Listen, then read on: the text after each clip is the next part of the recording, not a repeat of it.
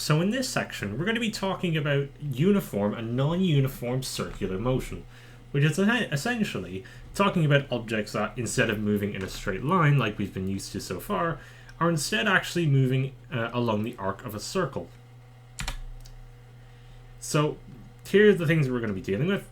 How to convert between radians and degrees, angular velocity and acceleration, how to show that velocity is perpendicular to the displacement undergone, how to derive a formula for centripetal force, how to solve problems with particles in horizontal and vertical circle paths, and lastly, how to deal with this thing called non-uniform circular motion. So the first thing we actually have to be aware of is the very first thing that was mentioned in the contents, and that's known as radians. So you might be familiar with these things called degrees, which is how angles are usually measured. So commonly it's used degrees, where 360 degrees is one circle. Therefore 1 degree is 1/360th of a full circle. When we talk about circular motion, we actually use subdivisions known as radians. So in this little diagram here, we have one radian drawn. The radian is actually the angle subtended for which the radius of the circle is the same as the arc.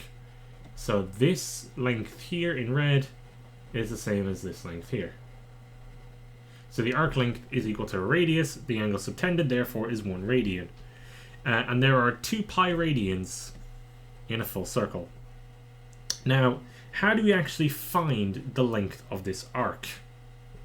If we're given a certain amount of radians, say 1.6 for instance. Well, here we find the lengths of arcs.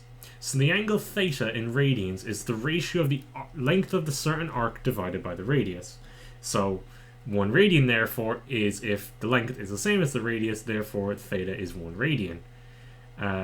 Otherwise, if the length of the arc is the circumference, which is 2 pi r, divided by the radius, well, those r's cancel, and we get theta is 2 pi radians. But in general, the length of the arc is the radius times the angle theta in radians.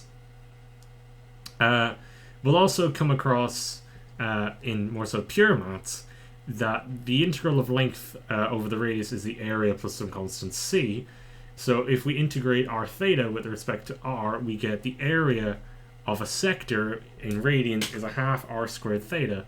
But in circular motion, we won't be dealing with the area of sectors too much. It'd just be a handy thing to know for the pure math side of things.